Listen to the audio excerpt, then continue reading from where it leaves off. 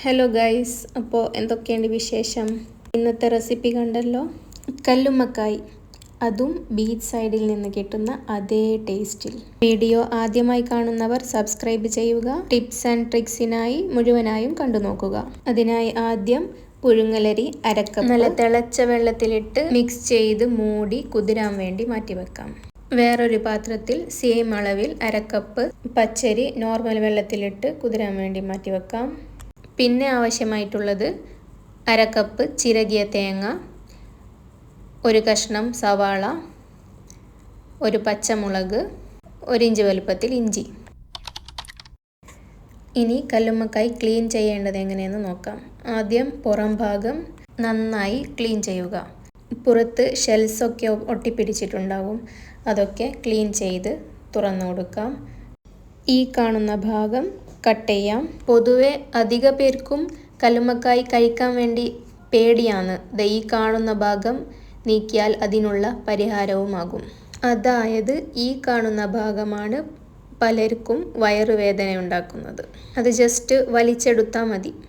ചെമ്മീൻ clean ചെയ്യുമ്പോഴൊക്കെ കാണാറില്ലേ, അതുപോലെ നൂല് പോലത്തെ സംഭവമാണ്. ഇതിനകത്താണ് അതിൻ്റെ വേസ്റ്റൊക്കെ കളക്ട് ചെയ്യുന്നത്. കേട്ടറിവാണ്. ഓക്കെ, അങ്ങനെയെല്ലാം ക്ലീൻ ചെയ്ത് കഴിഞ്ഞിട്ടുണ്ട്. കുതിർത്ത് വെച്ച അരി വൃത്തിയാക്കി മിക്സിയിലിട്ട് അരച്ചെടുക്കാം. ഞാൻ 2 ബാച്ചായിട്ടാണ് ഇപ്പോൾ അരച്ചെടുക്കുന്നത്.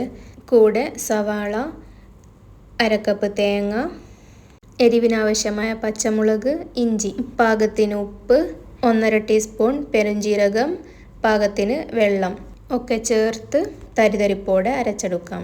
അരയാൻ പാകത്തിനുള്ള വെള്ളം ഒക്കെ അരഞ്ഞു കഴിഞ്ഞാൽ ഇതായിരിക്കണം പാകം. കാണിച്ചു തരാം, ഇതുപോലെ. ഇനി ഈ മാവിനെ ടൈറ്റാക്കി എടുക്കാൻ വേണ്ടി അരിപ്പൊടിയിട്ട് മിക്സ് ചെയ്തെടുക്കാം. എനിക്കിപ്പോൾ അരക്കപ്പാണ് ആവശ്യമായിട്ടുള്ളത്. ഈ പരുവമായിരിക്കണം. കൂടുതൽ വേണമെങ്കിലും ചേർക്കാം. ഓക്കെ, ഇനി ഈ മാവിനെ ഉരുളകളാക്കി കല്ലുമ്മക്കായുടെ അകത്ത് ഫിൽ ചെയ്ത് കൊടുക്കാം. ഓവറായി ഫിൽ ചെയ്യരുത്, ഈ കാണിച്ചതുപോലെ ഫിൽ ചെയ്താൽ മതി. ഇതുപോലെ. ഇനി ബാക്കിയുള്ളതും ഫിൽ ചെയ്തെടുക്കാം. അങ്ങനെയെല്ലാം സെറ്റായിട്ടുണ്ട്. ഇനി ആവിയിൽ 15 മുതൽ 20 മിനിറ്റ് വരെ വേവിച്ചെടുക്കാം. ഇനിയാണ് ട്വിസ്റ്റ്. വീഡിയോ ലൈക്ക് ചെയ്യാത്തവർ ലൈക്ക് ചെയ്യണേ. വെന്ത് വന്നിട്ടുണ്ടോ എന്ന് നോക്കാം. നന്നായി വെന്തിട്ടുണ്ട്. ഇനി ഇതിൻ്റെ ഷെല്ലടർത്തി മാറ്റാം. നല്ല ചൂടായതുകൊണ്ട് ഇത്തിരി പാടായിരിക്കും. ഈ സ്റ്റേജിൽ തന്നെ കഴിക്കുന്നതിലും കുഴപ്പമില്ല. പക്ഷേ കോട്ടിങ്ങോട് കൂടി കഴിച്ചാൽ ഇതിനേക്കാളും ടേസ്റ്റ് ഡബിളാണ്. ഇതിൽ ബാക്കി വന്ന മാവും വെറുതെ കഴിക്കാൻ നല്ല ടേസ്റ്റാണ്. ഇനി ഇതിനെ മുക്കിയെടുക്കാനുള്ള മാവ് തയ്യാറാക്കിയെടുക്കാം. ഒന്നുമില്ല, ഈസിയാണ്.